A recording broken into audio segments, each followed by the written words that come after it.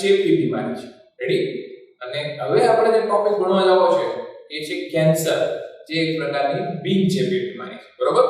Ads એક વ્યક્તિમાંથી બીજા વ્યક્તિમાં ફેલાય, જ્યારે કેન્સર ક્યારેય એક વ્યક્તિમાંથી બીજા વ્યક્તિમાં ફેલાતું નથી. એની સિવાય મેં અગાઉ આપણે તમને વાત કરી છે કે એલર્જી પણ એક પ્રકારની બિનચેપી બીમારી છે. એલર્જી એક વ્યક્તિમાંથી બીજા વ્યક્તિમાં ક્યારેય ફેલાય નહીં, તો એ બે બિનચેપી બીમારી છે. એમાંથી આપણે આજે કેન્સરની ચર્ચા કરવી છે. બરોબર? તો કેન્સરનો જે ટોપિક છે એનું ઇન્ટ્રોડક્શન પહેલા આપણે જોઈએ. બરોબર? પહેલા તો એ માહિતી મેળવી લો કે કેન્સરના કારણે ભારતની અંદર 1 મિલિયનથી વધુ લોકો દર વર્ષે મૃત્યુ પામે છે. ભારતમાં કેન્સરના લીધે 1 મિલિયનથી વધુ લોકો દર વર્ષે મૃત્યુ પામે છે. બરાબર? હા, હવે આપણે બીજું જોઈએ કે આપણા શરીરમાં કોષોની વૃદ્ધિ, કોષ વિભેદન અને કોષ વિભાજન ખૂબ નિયંત્રિત રીતે થતું હોય છે. માનવના શરીરમાં કોષની વૃદ્ધિ, કોષ વિભાજન અને કોષ વિભેદનની ક્રિયા ખૂબ જ નિયંત્રિત રીતે થાય છે. બરાબર? હાઈલી કંટ્રોલ્ડ એક્ટિવિટીઝ આને કહેવાય. આ બધી ક્રિયાઓ ખૂબ જ નિયંત્રણ અંદર થતી હોય. બરાબર? આડીઅવળી રીતે થઈ શકે નહીં. માનવના શરીરમાં કોષની વૃદ્ધિ, કોષનું વિભાજન અને કોષનું વિભેદન ખૂબ જ નિયંત્રિત રીતે થતી ક્રિયાઓ છે. પરંતુ કેન્સરના જે કોષો હોય ને, કેન્સરની જે બીમારી છે, કેન્સરની બીમારીમાં આ નિયંત્રણ એટલે કે આ કંટ્રોલ જે છે એ લોસ થઈ જાય છે, એ ગુમાવી દેવામાં આવે છે. બરાબર? માનવના શરીરમાં કોષની વૃદ્ધિ, કોષનું વિભાજન, કોષનું વિભેદન જે છે એ ખૂબ જ નિયંત્રિત પ્રક્રિયાઓ છે. પરંતુ કેન્સર જ્યારે બીમારી થાય ત્યારે આ નિયંત્રણ ગુમાવી દેવામાં આવે છે. કેન્સરના કિસ્સામાં શરીર આ નિયંત્રણને ગુમાવી ચૂક્યું હોય છે. બરાબર? એટલે પહેલો પોઈન્ટ એ યાદ રાખો કે કેન્સરના કિસ્સામાં શું થાય છે? કેન્સરના કિસ્સામાં શરીર કોષોની વૃદ્ધિ, કોષોનું વિભેદન અને કોષોના વિભાજન ઉપર પોતાનો કંટ્રોલ ગુમાવી દે છે. કંટ્રોલની ક્ષમતા પોતાની આપણે શરીરે ગુમાવી દીધી હોય છે. બરાબર? તો આ પોઈન્ટ તમને યાદ રહી ગયો છે કે કેન્સરના કિસ્સામાં શરીર કોષોની વૃદ્ધિ, વિભેદન અને વિભાજન ઉપર જે પોતાનો કંટ્રોલ ધરાવતું હોય એ કંટ્રોલ એ ગુમાવી ચૂક્યું હોય છે. બરાબર? હવે આપણે બીજી વાત કરીએ કે આપણા શરીરના સામાન્ય કોષો એટલે કે જે નોર્મલ કોષો જે આપણા હોય એ કોષોની અંદર કઈ ક્ષમતા રહેલી હોય છે? કોષોની અંદર કોન્ટેક્ટ ઇનિબિશન નામની ક્ષમતા રહેલી હોય છે. શરીરના સામાન્ય કોષોની અંદર કોન્ટેક્ટ ઇનિબિશન નામની ક્ષમતા રહેલી હોય છે. કોને કહેવાય કોન્ટેક્ટ ઇનિબિશન? કોન્ટેક્ટ ઇનિબિશન એટલે એવું કે જ્યારે આપણા શરીરનો સામાન્ય કોષ કોઈ બહારના પદાર્થના સંપર્કમાં આવે, શરીરનો સામાન્ય કોષ જ્યારે બહારના પદાર્થના સંપર્કમાં આવે ત્યારે એ વિભાજન પામવાનું બંધ કરી દે છે. આ ક્ષમતાને શું કહેવાય છે? કોન્ટેક્ટ ઇનિબિશન કહેવાય છે. બરોબર? જ્યારે આપણા શરીરના સામાન્ય કોષો બહારના પદાર્થોના સંપર્કમાં આવે ત્યારે તે વિભાજન પામવાનું બંધ કરી દે છે. આ ક્ષમતાને શું કહેવાય છે? કોન્ટેક્ટ ઇનિબિશન કહેવાય છે. બરોબર? જ્યારે શરીરના કોષો બહારના પદાર્થોના સંપર્કમાં આવે ત્યારે પોતાનું વિભાજન પામવાનું બંધ કરી દે છે. આ ક્ષમતાને શું કહેવાય છે? કોન્ટેક્ટ ઇનિબિશન કહેવાય છે. પરંતુ કેન્સરના કિસ્સામાં આ ક્ષમતા કોષો ગુમાવી દે છે. કોષો કોન્ટેક્ટ ઇનિબિશનની ક્ષમતા ગુમાવી દે છે. બરોબર? એટલે કે કેન્સરગ્રસ્ત કોષો આ ક્ષમતા ગુમાવી ચૂક્યા હોય છે. કેન્સરગ્રસ્ત કોષો કઈ ક્ષમતા ગુમાવી ચૂક્યા હોય છે? કેન્સરગ્રસ્ત કોષો કોન્ટેક્ટ ઇનિબિશનની ક્ષમતા ગુમાવી ચૂક્યા હોય છે. એટલે કેન્સરગ્રસ્ત કોષો જ્યારે બહારના પદાર્થોના સંપર્કમાં આવે ત્યારે પણ પોતાનું વિભાજન પામવાનું ચાલુ જ રાખે છે. વિભાજન પામવાનું બંધ કરતા નથી. બરોબર?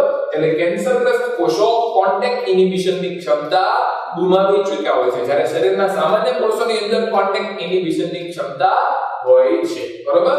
અને કેન્સરગ્રસ્ત કોષો કોન્ટેક્ટ ઇનિબિશન ગુમાવી ચૂક્યા હોય છે એટલે તેઓ જ્યારે બહારના પદાર્થોના સંપર્કમાં આવે ત્યારે એ કેવી વૃદ્ધિ કરે છે? અનિયંત્રિત રીતે વૃદ્ધિ ચાલુ રાખે છે. કેન્સરગ્રસ્ત કોષો જ્યારે બહારના પદાર્થોના સંપર્કમાં આવે ત્યારે અનિયંત્રિત રીતે વૃદ્ધિ ચાલુ રાખે છે. બરોબર?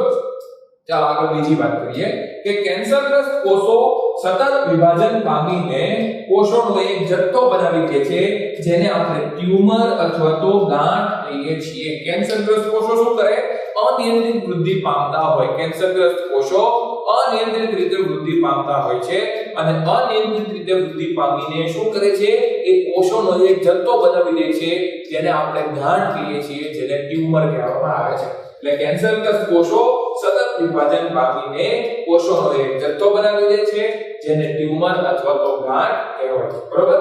હવે આ જે ગાંઠ આપણા શરીરમાં બનતી હોય ને કેન્સર દરમિયાન, કેન્સર બીમારીમાં થાય છે, કેન્સરની અંદર આપણા શરીરમાં ગાંઠ બનતી હોય અને આ ગાંઠ જે છે એ બે પ્રકારની હોય છે. કેન્સર દરમિયાન માનવના શરીરમાં બે પ્રકારની ગાંઠો બને છે.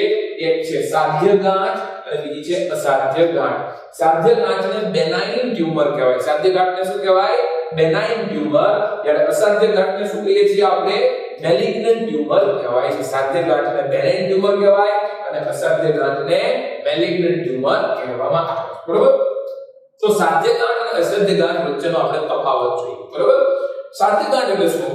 તો કે સાધ્ય ગાંઠ એ જે જગ્યાએ ઉત્પન્ન થાય તે ભાગમાં જ રહે છે. માનો કે બ્રેન ટ્યુમર આપણને કહીશું, મગજમાં ગાંઠ છે. બરોબર.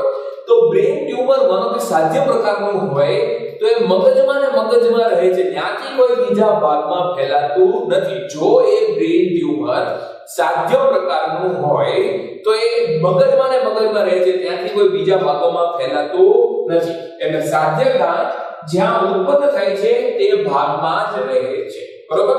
સમજાવો? એને કહેવાય સાધ્ય ગાંઠ. હવે આપણે અસાધ્ય ગાંઠની વાત કરીએ. અસાધ્ય ગાંઠ જ્યાં ઉત્પન્ન થાય છે ત્યાંથી બીજા ભાગોમાં ફેલાય છે. બરોબર. એટલે માનો કે બ્રેન ટ્યુમર ઈ અસાધ્ય પ્રકારનું હોય, માનો કે આપણું બ્રેન ટ્યુમર કેવું છે?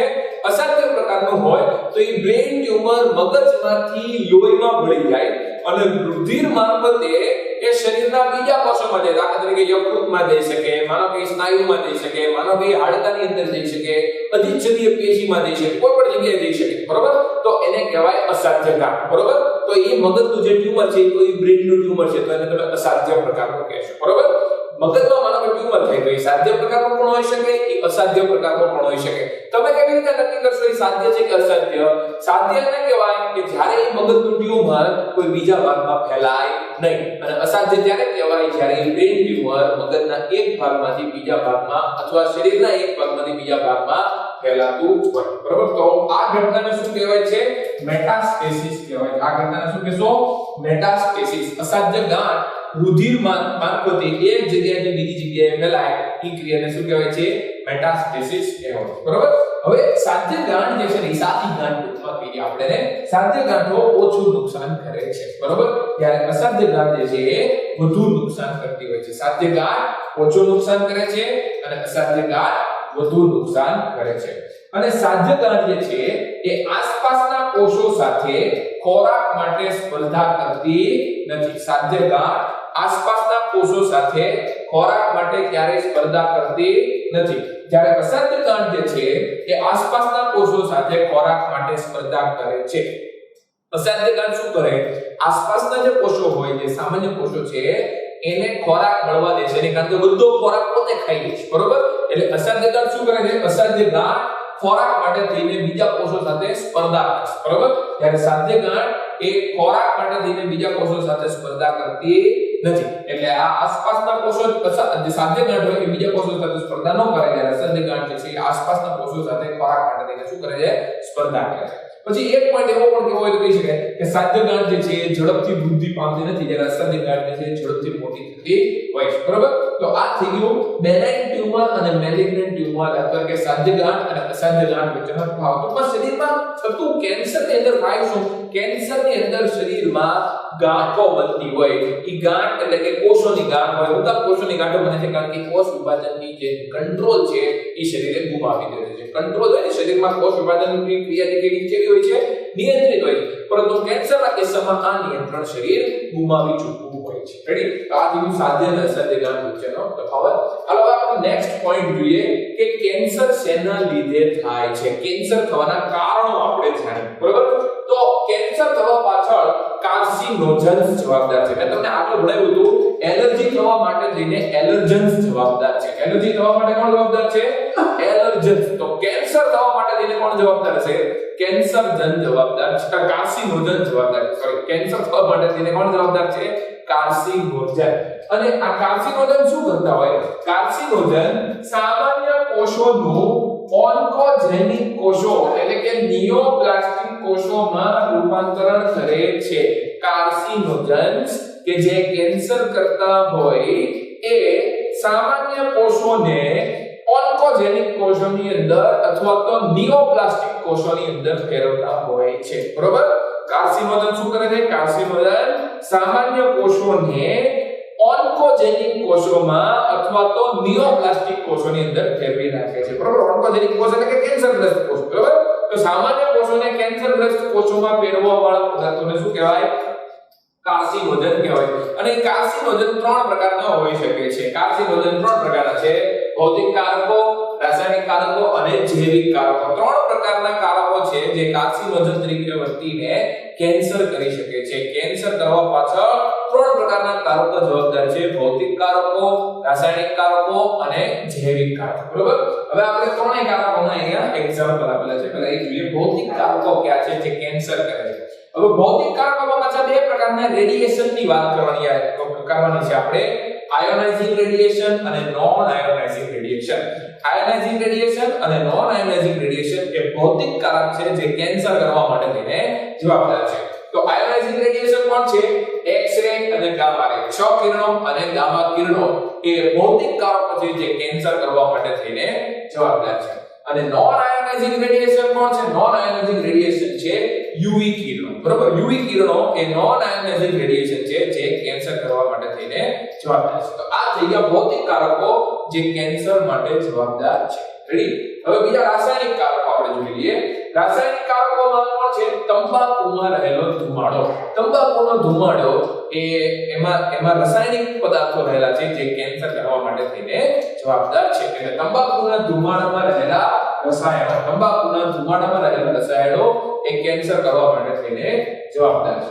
અને ત્રીજું છે જૈવિક કારકો કે અમુક જૈવિક કારકો જે કેન્સર કરી શકે છે. દાખલા તરીકે વાયરસ. બરોબર? હવે કોઈની તમે ધાર્યું હોય તમારા જીવનમાં કે કેન્સર થવા માટે થઈને વાયરસ પણ જવાબદાર છે. બરોબર? તો કેન્સર થવા માટે કયો વાયરસ જવાબદાર છે? Oncogenic virus. કેન્સર કરવા વાળા વાયરસને શું કહેવાય? Oncogenic virus. અને આવા વાયરસની અંદર શું રહેલું હોય? આવા વાયરસની અંદર રહેલું હોય છે વાયરલ ઓન્કોજીન. આવા વાયરસની અંદર શું રહેલું હોય છે? વાયરલ ઓન્કોજીન રહેલું હોય છે. કેન્સર કરવા માટે જે વાયરસ જવાબદાર છે એ વાયરસને આપણે શું કહીએ છીએ? ઓન્કોજેનિક વાયરસ, કે જેની અંદર વાયરલ ઓન્કોજીન રહેલું હોય છે જે કેન્સર કરવા માટે જવાબદાર છે. તો આ 3 પ્રકારના કારકો થઈ ગયા જે કેન્સર કરે છે: ભૌતિક કારકો, રાસાયણિક કારકો અને જૈવિક કારકો. હવે આપણે છેલ્લો પોઈન્ટ જોઈએ કે આપણું શરીર જે છે એના દરેક કોષોની અંદર, આપણા શરીરના દરેક કોષોની અંદર જનીનો રહેલા હોય. તમે ભણ્યા ચેપ્ટર 5 ની અંદર ભણ્યા. શરીરના દરેક કોષોની અંદર અમુક જનીનો રહેલા હોય છે. આ જનીનો જ્યારે નિષ્ક્રિય અવસ્થામાં હોય તો એને પ્રોટો ઓન્કોજીન્સ અથવા તો સેલ્યુલર ઓન્કોજીન્સ કહેશો. શરીરમાં રહેલા નિષ્ક્રિય જનીનો જે કેન્સર કરી શકે છે, શરીરમાં રહેલા નિષ્ક્રિય જનીનો કે જે કેન્સર કરી શકે છે એને આપણે શું કહીએ છીએ? પ્રોટો ઓન્કોજીન્સ અથવા તો સેલ્યુલર ઓન્કોજીન્સ. બરાબર? હવે આ નિષ્ક્રિય છે, પરંતુ જ્યારે આ પ્રોટો ઓન્કોજીન્સ અથવા તો સેલ્યુલર ઓન્કોજીન્સ કાર્સિનોજનના સંપર્કમાં આવે અથવા કોઈ બહારના પદાર્થોના સંપર્કમાં આવે ત્યારે પાછા એક્ટિવ થઈ જાય છે. બરાબર? અને એના લીધે થઈને પણ કેન્સર થઈ શકે છે. એટલે શરીરના કોષોમાં કેન્સર થવાનું એક બીજું કારણ છે પ્રોટો ઓન્કોજીન્સનું એક્ટિવેશન અથવા તો સેલ્યુલર ઓન્કોજીન્સનું એક્ટિવેશન, કે એના લીધે થઈને પણ કેન્સર થઈ શકે. બરાબર? આ થઈ ગયા કેન્સરના કારણો: ભૌતિક કારકો, રાસાયણિક કારકો અને જૈવિક કારકો. અને એની સિવાય સેલ્યુલર ઓન્કોજીન્સ અથવા તો પ્રોટો ઓન્કોજીન. બરાબર? અને આ કેન્સર કરવા વાળા પદાર્થોને આપણે શું કહીએ છીએ? કાર્સિનોજન. અને એની સિવાય આપણે શું જોયું? જ્યારે આ ટોપિકનું ઇન્ટ્રોડક્શન જોયું ત્યારે આપણે કીધું કે શરીરમાં કોષોની વૃદ્ધિ, કોષ વિભાજન અને કોષ વિભેદન બહુ નિયંત્રિત રીતે થતું હોય છે, પરંતુ કેન્સરના કિસ્સામાં આ નિયંત્રણ જે છે એ ગુમાવી દેવામાં આવે છે. બરાબર? બીજો પોઈન્ટ આપણે કીધો કે શરીરના સામાન્ય કોષો જે છે એ કોન્ટેક્ટ ઇનિબિશનની ક્ષમતા ધરાવતા હોય છે, પરંતુ જ્યારે એ કેન્સરગ્રસ્ત કોષોમાં ફેરવાઈ જાય ત્યારે કોન્ટેક્ટ ઇનિબિશનની ક્ષમતા એમણે ગુમાવી દીધેલી હોય છે બરોબર. કોને કોન્ટેક્ટ ઇન્હિબિશન કહેશો? કોન્ટેક્ટ ઇન્હિબિશન એટલે શરીરના સામાન્ય કોષો જ્યારે બહારના પદાર્થોના સંપર્કમાં આવે ત્યારે કોષ વિભાજન પામવાનું બંધ કરી દે. આ ક્ષમતાને કોન્ટેક્ટ ઇન્હિબિશન કહેવાય. પરંતુ કેન્સરગ્રસ્ત કોષોએ કોન્ટેક્ટ ઇન્હિબિશનની ક્ષમતા ગુમાવી દીધેલી હોય છે. એટલે બહારના પદાર્થોના સંપર્કમાં આવે ત્યારે અનિયંત્રિત વૃદ્ધિ પોતાની ચાલુ રાખે છે બરોબર. અને કેન્સર શું કરે છે? કેન્સર બે પ્રકારની ગાંઠો ઉત્પન્ન. કેન્સર જ્યારે આપણા શરીરમાં થાય ત્યારે આપણા શરીરમાં અનિયંત્રિત વૃદ્ધિ થાય અને અનિયંત્રિત વૃદ્ધિ થવાથી ગાંઠો ઉત્પન્ન થતી હોય. ગાંઠોના કેટલા પ્રકાર છે? બે પ્રકાર છે, સાધ્ય ગાંઠ અને અસાધ્ય ગાંઠ. હવે સાધ્ય ગાંઠ કોને કહેવાય? કે જે ગાંઠ શરીરના જે ભાગમાં ઉત્પન્ન થઈ હોય એ ત્યાં ત્યાં ભાગમાં પડી રહે તો એને સાધ્ય ગાંઠ કહેવાય. જ્યારે રુધિર મારફતે બીજી જગ્યાએ ફેલાય એટલે કે એનું મેટાસ્ટેસિસ થાય તો એને અસાધ્ય ગાંઠ કહેવાય. સાધ્ય ગાંઠ જે છે એ બિન હાનિકારક હોય છે, જ્યારે અસાધ્ય ગાંઠ જે છે એ હાનિકારક હોય છે. સાધ્ય ગાંઠ એ આસપાસના કોષો સાથે ખોરાક માટે થઈને સ્પર્ધા કરતી નથી, જ્યારે અસાધ્ય ગાંઠ જે છે એ આસપાસના કોષો સાથે ખોરાક માટે થઈને સ્પર્ધા કરે છે. સાધ્ય ગાંઠ ઝડપથી વૃદ્ધિ નથી પામતી, જ્યારે અસાધ્ય ગાંઠ જે છે એ ઝડપથી વૃદ્ધિ પામે છે. આટલી આપણે વાત કરી. અને સિવાય એવું કીધું કે કેન્સર એક પ્રકારની બિનચેપી બીમારી છે, એક વ્યક્તિમાંથી બીજી વ્યક્તિમાં ફેલાતી નથી. અને પછી આપણે એમ પણ કીધું હતું કે કેન્સર દ્વારા ભારતમાં 1 મિલિયન કરતા વધુ લોકો દર વર્ષે મૃત્યુ પામે છે બરોબર. આની પછીના પોઈન્ટમાં આપણે જોશું કે કેન્સરનું નિદાન કઈ રીતે કરવામાં આવે છે અને કેન્સરનું સારવાર કઈ રીતે કરવામાં આવે છે. ઓકે, ચાલો આપણે એ જોઈએ કેન્સરનું નિદાન અને કેન્સરનું સારવાર. ચાલો તો બાળકો, આની પહેલાના વિડિયોમાં આપણે કેન્સરની વ્યાખ્યા જોઈ, કેન્સર થવા પાછળ કયા કારણો છે એ જવાબદાર છે એ જોયું. કેન્સરની બે પ્રકારની ગાંઠો જોઈ, સાધ્ય અને અસાધ્ય ગાંઠ. આ બધું આપણે આની પહેલાના પોઈન્ટમાં આપણે ચર્ચા કરી. હવે આપણે ચર્ચા કરીએ છીએ કેન્સરનું નિદાન કઈ રીતે કરવું. તો પહેલો પોઈન્ટ હંમેશા યાદ રાખો કે કેન્સરનું વહેલું નિદાન થવું જરૂરી છે. કેન્સરનું નિદાન વહેલું થઈ જવું જોઈએ. કે ભાઈ પહેલા ઘણીવાર તમે સાંભળ્યું છે કે પહેલા સ્ટેજમાં નિદાન થઈ ગયું તો સારું હતું, છેલ્લા સ્ટેજમાં નિદાન થયું એટલે પછી સારવાર નથી થઈ. આવું તમે તમારી આસપાસ બધી જગ્યાએ તમે સાંભળ્યું છે. તો કેન્સરનું વહેલું નિદાન થઈ જવું જોઈએ તો એની સારવાર સારી રીતે થઈ શકે. નહીંતર શું થાય કે કેન્સર પછી બહુ ફેલાઈ ગયું હોય આખા શરીરમાં ને ત્યારે પછી ખબર પડે કે કેન્સર થયું છે તો પછી એની સારવાર બહુ સારી રીતે થઈ શકતી નથી બરોબર. તો કેન્સરનું વહેલું નિદાન ખૂબ જ જરૂરી છે. આ પહેલો પોઈન્ટ તમે યાદ રાખો. હવે નિદાન માટે થઈને તમારી પાસે કઈ પદ્ધતિઓ હાજર છે તમે જોઈ લો. નિદાન માટે થઈને આપણે બાયોપ્સી કરી શકીએ છીએ. નિદાન માટે થઈને આપણે હિસ્ટોપેથોલોજીકલ સ્ટડીઝ એટલે કે હિસ્ટોપેથોલોજીકલ અભ્યાસ કરી શકીએ છીએ. નિદાન માટે થઈને એક્સ-રે નો ઉપયોગ થઈ શકે. નિદાન માટે થઈને સીટી સ્કેન નો ઉપયોગ થઈ શકે. નિદાન માટે MRI નો ઉપયોગ થઈ શકે. નિદાન માટે થઈને ખાસ પ્રકારના એન્ટીબોડીઝ નો ઉપયોગ થઈ શકે છે. અને નિદાન માટે થઈને PCR પ્રક્રિયાનો પણ ઉપયોગ થઈ શકે છે બરોબર. તો આ બધી પ્રક્રિયા જે છે એ કેન્સરનું નિદાન કરવામાં મદદ કરે છે. આ બધી ક્રિયાઓ કેન્સરનું નિદાન કરવામાં મદદ કરે છે કે ભાઈ કોઈ વ્યક્તિને કેન્સર થયું છે કે કેમ એ આપણને ઓળખવામાં મદદ કરે છે. હાલો આપણે પહેલી વાત કરીએ બાયોપ્સી. બાયોપ્સીમાં શું કરવાનું હોય? માનો કે કોઈ વ્યક્તિને કેન્સર છે તો એના જે ભાગમાં કેન્સર થવાની શંકા હોય એની શંકાસ્પદ પેશીનો ટુકડો લેવામાં આવે નીડલની મદદથી બરાબર. નીડલની મદદથી શું કરવામાં આવે? શંકાસ્પદ પેશીનો ટુકડાને લેવામાં આવે છે. તો શંકાસ્પદ પેશીનો ટુકડો નીડલ વડે લેવાની ક્રિયાને બાયોપ્સી કહેવાય છે. શંકાસ્પદ પેશીના ટુકડાને નીડલ વડે લેવાની ક્રિયાને શું કહેવાય? બાયોપ્સી. માનો કે તમારા હાથમાં કેન્સર થયું હોય તો અહીંયાથી પેશીનો ટુકડો નીડલ વડે લેવો એ ક્રિયાને શું કહેવાય? બાયોપ્સી કહેવાય છે બરોબર. તો આ બાયોપ્સી પૂરી થઈ ગઈ. આ પહેલી એક ક્રિયા છે બરોબર. હવે એ બાયોપ્સીમાંથી શું કરો? બાયોપ્સીમાં ખાલી તમે પેશીનો ટુકડો લો છો, પછી પેશીના ટુકડાને આપણે પાતળા ટુકડાઓમાં વિભાજિત કરી દઈએ છીએ બરોબર. પેશીનો ટુકડા લીધા પછી હજી એના પાતળા ભાગ કરવાના છે બરોબર. અને એ પાતળા ભાગ કર્યા પછી આપણે એને અભિરંજિત કરવાનો છે અને અભિરંજિત કર્યા પછી આપણે એને માઇક્રોસ્કોપની અંદર જોઈએ છીએ. તો એ ક્રિયાને શું કહેવાય છે? Histopathological studies. એટલે કે પેશીના ટુકડાના પાતળા ભાગ કરીને તેને અભિરંજિત કરવામાં આવે છે. જે પેશી તમે લીધી બાયોપ્સી વડે તમે પેશી લીધી, હવે એ પેશીના તમે શું કરશો? પાતળા ભાગ. અને પાતળા ભાગ કર્યા પછી તમે શું કરશો? એને અભિરંજિત કરશો અને અભિરંજિત કરીને તમે એને માઇક્રોસ્કોપમાં તમે એનું અવલોકન કરશો. તો આ ક્રિયાને શું કહેવાય છે? Histopathological studies. એટલે કે પેશીના પાતળા ભાગો કરીને તેને અભિરંજિત કરીને માઇક્રોસ્કોપમાં એને અભ્યાસ કરવામાં આવે છે અથવા એનું અવલોકન કરવામાં આવે છે એને કહેવાય છે હિસ્ટોપેથોલોજીકલ સ્ટડીઝ બરોબર. પછી છે એક્સ-રેઝ. એક્સ-રેઝની મદદથી પણ તમે કેન્સરનું નિદાન કરી શકો છો.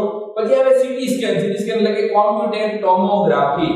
એમાં શું કરવાનું હોય સીટી સ્કેન એ એક પ્રકારના એક્સ-રે છે બરાબર તમે જાણતા નહીં હો કે સીટી સ્કેન એટલે શું તો સીટી સ્કેન એક પ્રકારના એક્સ-રે હોય પણ એમાં ઘણી બધી વખત એક્સ-રે નો ઉપયોગ કરવામાં આવે જો તમે એક ફોટો પાડવા જાવ સાદો એક્સ-રે તો એમાં એક જ વખત તમારા શરીરમાં એક્સ-રે નો મારો કરવામાં આવે પણ સીટી સ્કેન ની અંદર તમારા શરીર ઉપર ઘણી બધી વખત એક્સ-રે નો મારો કરવામાં આવે છે એટલે સીટી સ્કેન એ એક પ્રકારનો એક્સ-રે જ છે બરાબર તો સીટી સ્કેનમાં શું કરવાનું છે સીટી સ્કેનમાં ઘણા બધા એક્સ-રે ની મદદથી શરીરના આંતરિક અંગો આપણે શરીરના આંતરિક અંગો ફેફસા છે જઠર છે પાચન તંત્રના આખા બધા ભાગો પ્રજનન તંત્રના ભાગો બધા શરીરના આંતરિક અંગોનું ત્રિઆયામી ચિત્ર બનાવવામાં આવે છે સીટી સ્કેન એટલે કે કોમ્પ્યુટેડ ટોમોગ્રાફી એક પ્રકારના એક્સ-રે છે જેમાં એક્સ-રે નો ઘણી બધી વખત ઉપયોગ કરીને આંતરિક અંગોનું 3 ડાયમેન્શનલ પિક્ચર બનાવવામાં આવે છે ત્રિઆયામી ચિત્ર બનાવવામાં આવે છે બરાબર હાલો તો આ દેખી સીટી સ્કેન ની વાત પછી બીજી પદ્ધતિ છે એમઆરઆઈ એટલે કે મેગ્નેટિક રેઝોનન્સ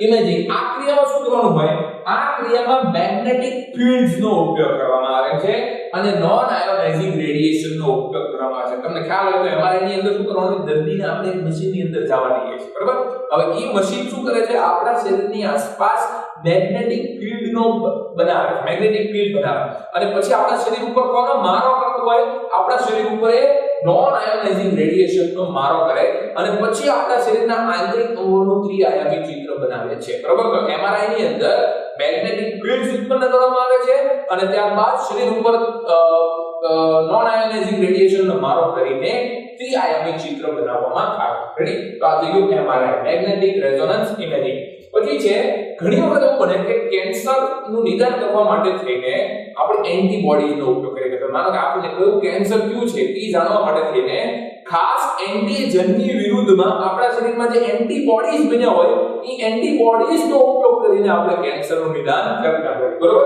તો કેન્સરના ખાસ પ્રકારના એન્ટીજન્સની વિરુદ્ધમાં બનેલા એન્ટીબોડીઝની મદદથી પણ કેન્સરનું નિદાન કરી શકાય છે બરોબર અને છેલ્લે પીસીઆર પ્રક્રિયા એટલે કે પોલિમરેઝ ચેઇન રિએક્શન પ્રક્રિયા એ બધું તમે બાયોટેકનોલોજીમાં આપણે ભણશો કે કેન્સરના નિદાનમાં કઈ રીતે પીસીઆર પ્રક્રિયા આપણને મદદ કરે છે અત્યારે ખાલી તમે યાદ રાખો કે પીસીઆર પ્રક્રિયા પણ આપણને કેન્સરના નિદાનમાં મદદ કરે છે બરોબર તો આ થઈ ગયું કેન્સરનું નિદાન કરવા માટેની પદ્ધતિ કે કેન્સરનું નિદાન કઈ રીતે કરવામાં આવે બરોબર હવે આપણે વાત કરીએ કેન્સરની સારવાર કઈ રીતે કરશું બરોબર તો કેન્સરની સારવાર કરવા માટે થઈને કીમોથેરાપી રેડિયોથેરાપી સર્જરી અને ઇમ્યુનોથેરાપીનો ઉપયોગ કરવામાં આવે છે કેન્સરની સારવાર કરવા માટે થઈને કીમોથેરાપી રેડિયોથેરાપી સર્જરી અને ઇમ્યુનોથેરાપીનો ઉપયોગ કરવામાં આવે છે હવે આપણે વાત કરીએ કીમોથેરાપી એટલે શું હવે કીમોથેરાપી કીમો એટલે કે રસાયણ બરોબર એટલે આપણા શરીરમાં દવાઓ દેવામાં આવે ટેબ્લેટ્સના સ્વરૂપે અથવા તો ઇન્જેક્શનના સ્વરૂપે